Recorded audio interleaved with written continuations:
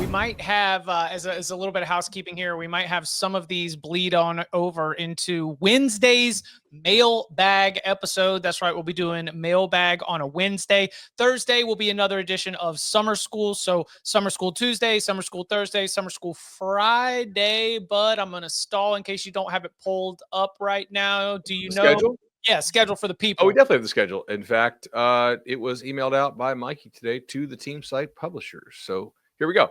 Penn State is tomorrow. Nice. Alabama is on the 15th. Missouri is on the 16th. Minnesota the 17th. And Iowa State the 18th. So we are, look at that, man. Rocking and rolling. Service All right. with a smile. We got the timestamps in there for the publishers. That is easy content items, guys. My pleasure. Easy. Why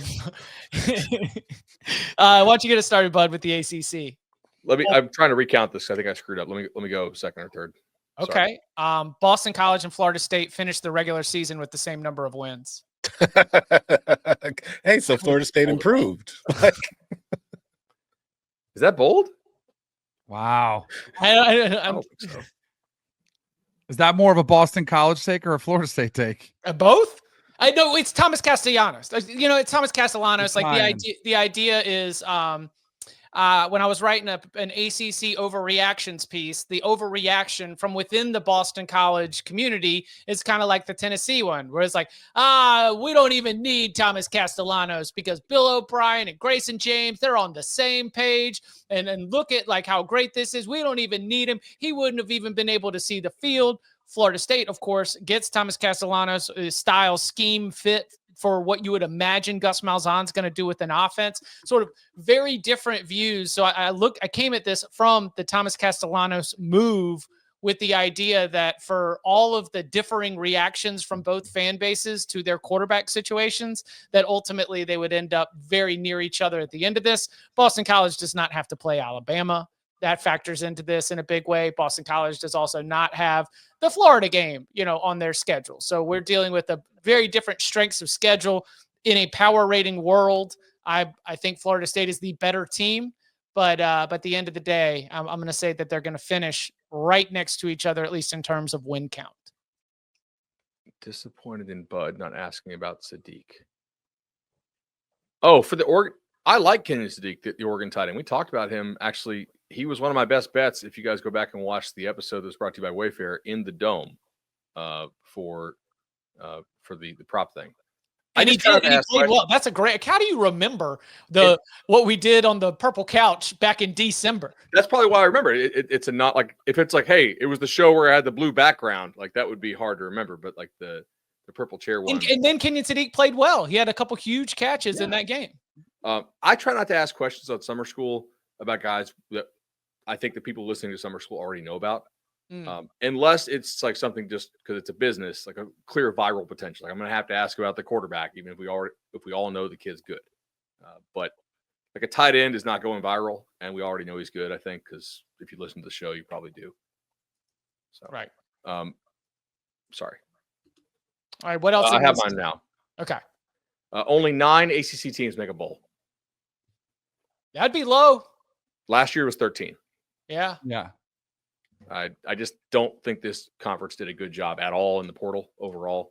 I think they mostly got rated, and I just think it's not a good league right now. So I think they're going to have a bad non-conference season, and I think they get smoked. Mine's not all that dissimilar. I think it's a one-bid league, by the way. Yeah. Mine is just that, like last year, they had, let's see, 1, 2, 3, 4 teams win at least 10 games, including the postseason. I'm saying that including the postseason in 2025, the ACC will only have 2 teams win at least 10 games. And those will be the 2 teams to get to the playoff, and that's it. So you've got them as like 2 teams could make the playoffs. You'd still give them a better chance at 2 than the Big 12? I don't know. We'll have to wait for my Big 12 take. I'm just saying that I think the ACC will have 2 10-win teams and then a whole bunch of 7 and 8 win teams. That is certainly what the win total suggests right now, with everybody hovering around 6 wins. As you said, you did the count. Do you want to read out? You want to put some names to it? You want to read out the 9 school or the 8? I got schools? one. Sure. Do you want mine? Do you want mine before he gives his? Because my bold prediction does tie into this.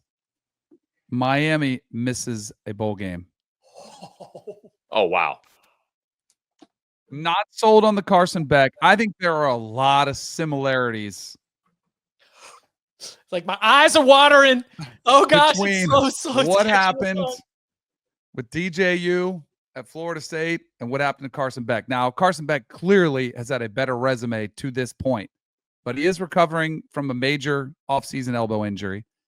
He is coming in with massive expectations, and he doesn't have the talent around him that the quarterback last year had. Doesn't have the skill set that Cam Ward did, but I think Miami fans are expecting like zero drop-off. Like this is the year. The schedule, this is what concerns me the most, and this is what happened with Florida State, where I think there are some similarities. If they start off 2-2, which is not that crazy to think, Notre Dame, Bethune, South Florida, and Florida, God forbid they lost to Florida State. Now, Bud doesn't seem like you guys are all over Florida State. God forbid they lost to Florida State. Right? Oh my goodness. I'll be devastated. If they start off 2-3, it doesn't like I could see this being a team that throws in the towel, similar to what happened with Florida State. And I think this is a part of this environment. Kind of it's like an NFL mindset. Like you have this aspiration, you're told, you're sold, you're bought to go win something. So you have all this energy, excitement. But when you fall short of that, man, there's just human nature to keep those checks coming. Hey, as long as the check's clear, I'm out of here after this year. You kind of throw in the towel after that. I think there's a far greater chance that Miami misses a bowl than they win the ACC. I listen. I like that. This is what bold predictions are for. I love the boldness. Yeah. All right. So Miami's plus 410 to win the ACC. I'll give you plus 350 right now that they don't miss a bowl. Oh, I might have to take that. To the private chat? Yeah. Because that's why it is bold. I was like, oh, it's definitely bold. Yeah. That's the thing. They could be, I was going to say fall well short of expectations, but it's not as spicy. I wanted to come in here with the chip that you can't drink. The chip that you can't eat. What do they call that? It's like one chip. You get one of them and they like end up crying on the floor. The one chip challenge or whatever. This is a one chip challenge take. Because the quit factor, which they have really not shown under Mario yet. So we don't know that's still in their DNA. If they do have 4 losses by Halloween, which is not great. You mean or November 1st? November 1st. Because at SMU to Stanford, Jesus, like we're probably talking of firing. But right. Yes. I mean that team. You want to talk about an auto dub when you're filling out a schedule? I think they're underdogs to San Jose. 2 cold weather games to finish the season. How bad do you want to be there if you ain't playing for anything? Now, I think the best guys on that team are still the homegrown guys. Like, I don't think Bain's going to quit on them. I don't think Maui Noah is going to quit on them. But, like, their entire secondary now, they just portaled this. Not entire, but a lot of their secondary right now, they just portaled this spring. So, you know, that's – I could see it. I don't think it's super likely, but you could see it. But also, like who's the Hokies head coach? Brent Pry. Like that guy could easily be fired by then, right?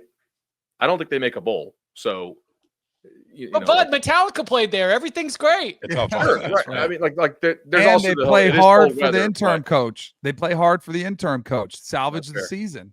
Yeah, they will play hard against Miami. But those are good competing bold predictions because if Bud is saying that the league is trash and half the team won't make a bowl, those losses have got to come from somewhere. That would come from Miami. The idea that even if Miami takes a couple L's early, they hit the back half of the schedule, the league isn't so hot, and so they're finally able to build some confidence.